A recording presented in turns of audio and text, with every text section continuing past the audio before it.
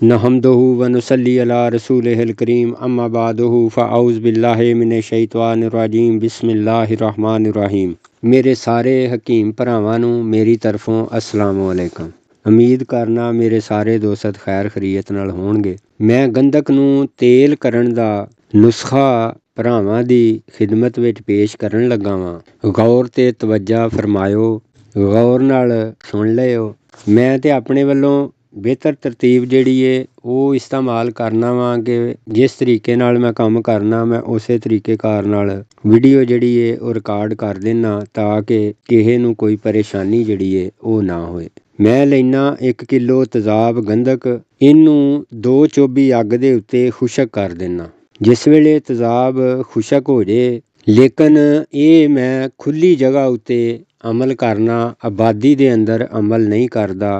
ਇਹਦੇ ਵਾਸਤੇ ਬਾਹਰ ਕੋਈ ਡੇਰਾ ਮੁੰਤਖਬ ਕੀਤਾ ਜਾਂਦਾ ਹੈ ਜਾਂ ਮਤਲਬ ਆਬਾਦੀ ਤੋਂ ਬਾਹਰ ਹੋਣਾ ਚਾਹੀਦਾ, ਕਿਉਂਕਿ ਤੇਜ਼ਾਬ ਗੰਧਕ ਦਾ ਧੂੰ ਜਿਹੜਾ ਉਹ ਬਹੁਤ ਜ਼ਿਆਦਾ ਨਿਕਲਦਾ। ਇਸ ਵਾਸਤੇ ਖੁੱਲੀ ਜਗ੍ਹਾ ਦਾ ਇੰਤਖਾਬ ਜਿਹੜਾ ਉਹ ਮੈਂ ਕਰਨਾ। ਜਦੋਂ ਇਹਦੇ 'ਚੋਂ ਧੂੰ ਆਉਣਾ ਬੰਦ ਹੋ ਜਾਂਦਾ, ਮੈਂ ਇਹਨੂੰ ਲਾ ਕੇ ਥੱਲੇ ਰੱਖ ਲੈਣਾ। ਥੱਲੇ ਰੱਖ ਕੇ ਇਹਦੇ ਵਿੱਚ ਯਾਨੀ ਠੰਡਿਆਂ ਹੋਣ ਤੇ ਮੈਂ 5 ਕਿਲੋ ਪਾਣੀ ਜਿਹੜਾ ਉਹ ਐਡ ਕਰ ਦੇਣਾ। ਸਾਫ ਸੁਥਰਾ ਸਾਦਾ ਪੀਣ ਵਾਲਾ ਪਾਣੀ 5 ਕਿਲੋ ਮੈਂ ਇਹਦੇ ਵਿੱਚ ਪਾ ਕੇ ਰੱਖ ਦੇਣਾ 3 ਦਿਨ ਵਾਸਤੇ। 3 ਦਿਨ ਇਹਨੂੰ ਮੈਂ ਕਿਸੇ ਸਲਾਖ ਦੀ ਮਦਦ ਨਾਲ, ਸੋਟੀ ਦੀ ਮਦਦ ਨਾਲ, ਛੜੀ ਦੀ ਮਦਦ ਨਾਲ ਮੈਂ ਇਹਨੂੰ ਹਿਲਾਉਂਦਾ ਰਹਿਣਾ। 3 ਦਿਨਾਂ ਤੋਂ ਬਾਅਦ ਮੈਂ ਇਹਦਾ ਲੈ ਲੈਣਾ ਮੁਕੱਤਰ ਲੈ ਕੇ ਉਹਨੂੰ ਕੜਾਹੀ ਦੇ ਅੰਦਰ ਪਾ ਕੇ 2 ਚੋਬੀ ਅੱਗ ਦੇ ਉੱਤੇ ਇਹਨੂੰ ਮੈਂ ਖੁਸ਼ਕ ਕਰ ਦੇਣਾ। ਇੱਥੋਂ ਜਿਸ ਵੇਲੇ ਖੁਸ਼ਕ ਹੁੰਦਾ ਇਹਦੇ ਵਿੱਚੋਂ ਸਫੈਦ ਰੰਗ ਦਾ ਤੇਜ਼ਾਬ ਗੰਧਕ ਦਾ ਪਾਊਡਰ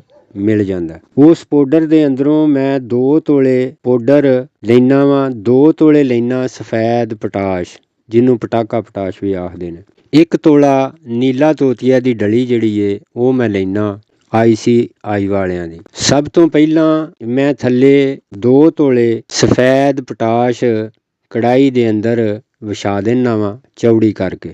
ਉਸ ਤੋਂ ਉੱਤੇ ਤੇਜ਼ਾਬ ਗੰਧਕ ਵਾਲਾ ਪਾਊਡਰ 2 ਤੋਲੇ ਉਹ ਮੈਂ ਉੱਤੇ ਵਿਛਾ ਦੇਣਾ। ਉਹਦੇ ਵਿਛਾਉਣ ਤੋਂ ਬਾਅਦ ਦੇ ਵਿੱਚ ਨੀਲਾ ਤੋਤੀਆ ਦੀ ਡਲੀ 1 ਤੋਲੇ ਦੀ ਉਹ ਮੈਂ ਰੱਖ ਦੇ। ਇਸੇ ਤਰਤੀਬ ਨਾਲ ਹੀ ਇਸ ਤੋਂ ਬਾਅਦ ਦੇ ਵਿੱਚ ਉੱਤੇ ਮੈਂ ਪਾ ਦੇਣਾ ਵਾ ਤੇਜ਼ਾਬ ਗੰਧਕ ਵਾਲਾ ਪਾਊਡਰ।